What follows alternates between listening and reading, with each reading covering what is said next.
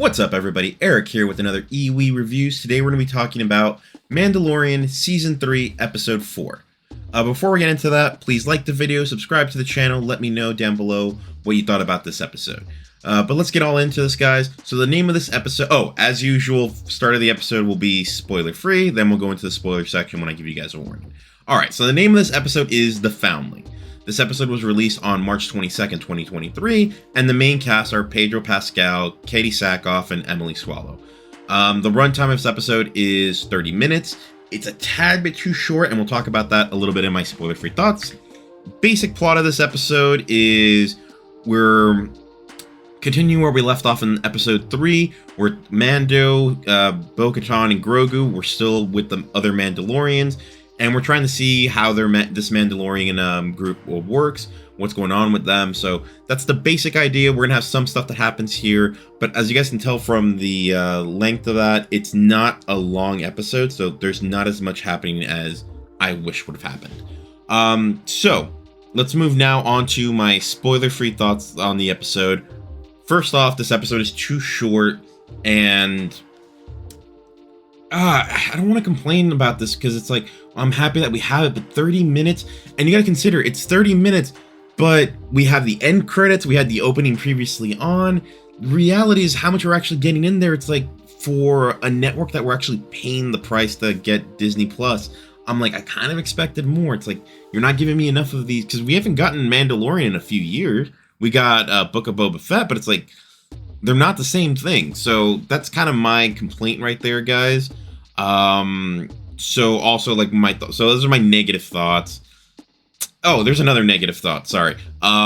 We need to start showing some urgency. This is episode 4. We only get, I believe, 8 episodes a season. So it's kind of like, can you start moving it up? Because I don't even know what the entire point of the season is. The only thing I can think of right now is it has something to do with Bo-Katan trying to get control of the Mandalorians. But if that's the season-long arc, then that means we're not really going to get a payoff to it till season 4 when we have Mando Din Djarin versus Bo-Katan for control of the Mandalorian. So I'm kind of like, you guys gotta like step up your game because you're going a bit too slow for my liking right now. And that could just be me being a bit too overcritical, guys. I'm not 100% sure if that's my issue or if you guys are feeling the same way. But let's now talk about the good things.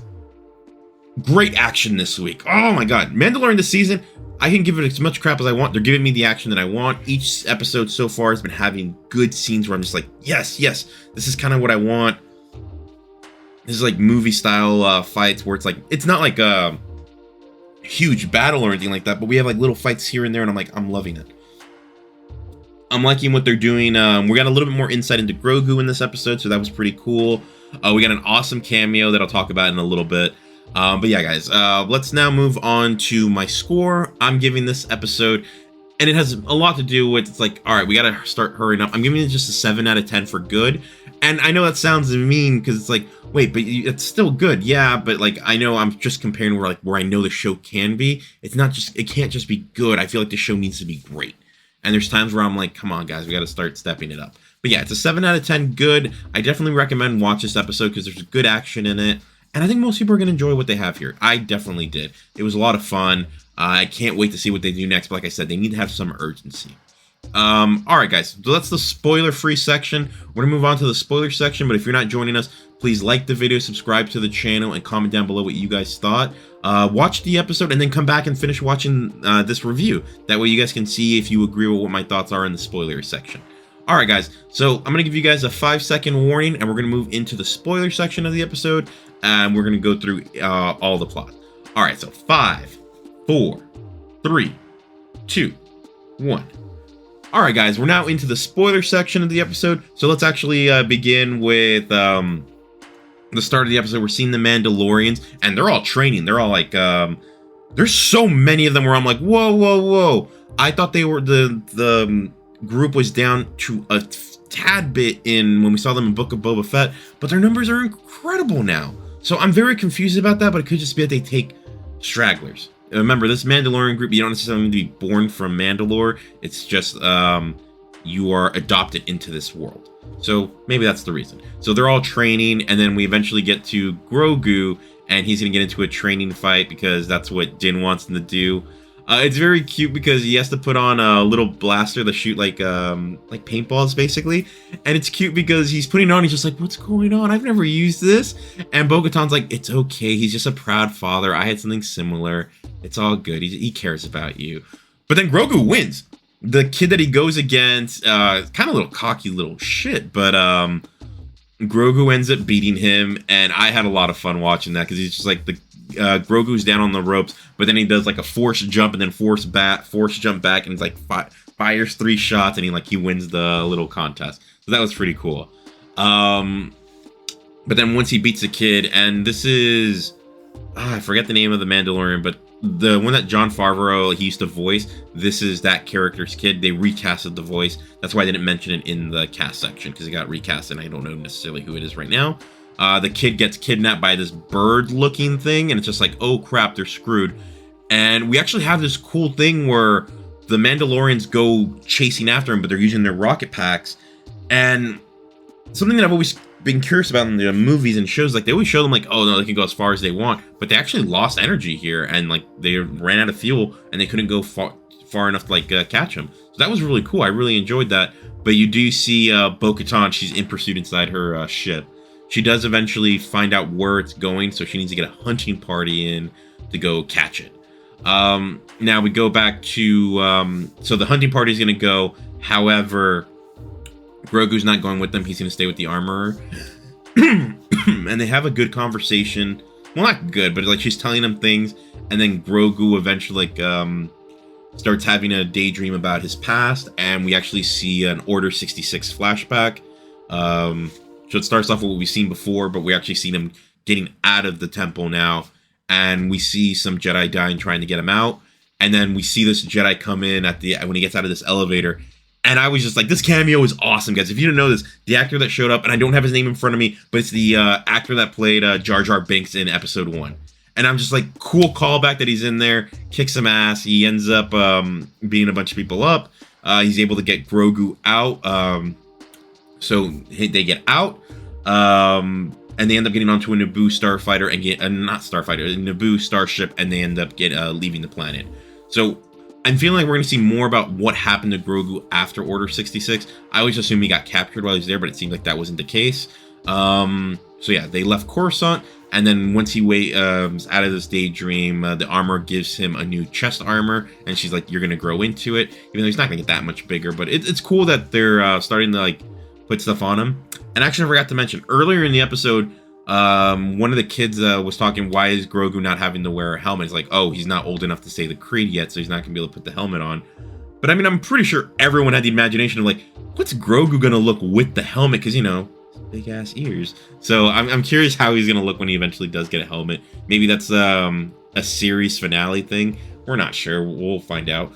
For all we know, Mando and Grogu are still alive in the sequel trilogy, so we don't know. We'll see. All right. So let's go back to the hunting party now.